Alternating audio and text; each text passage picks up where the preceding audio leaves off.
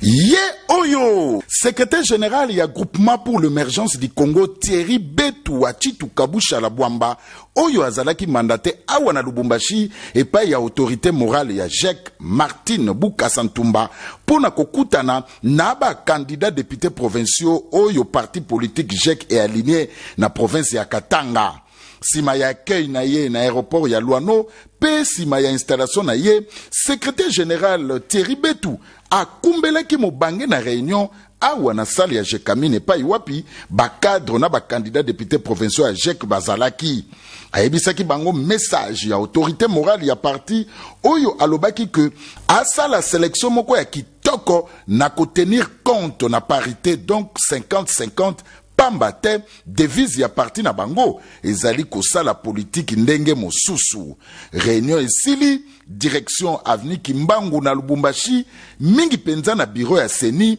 epai wapi secrétaire général Thierry Betu akumbaki délégation ya ba candidat député provinciaux à JEC pour na ko déposer officiellement ba candidature na bango Kobakisa pe ba suppléant. JEC est aligné 16 candidats députés provinciaux na Lubumbashi, 2 na Kipushi, 4 na Kabalo, pe 4 na Katanga Dilolo. Nyonso bondi melangai elekaki kitoko sans problème na o etali ba dossier à ba candidat député provinciaux à JEC.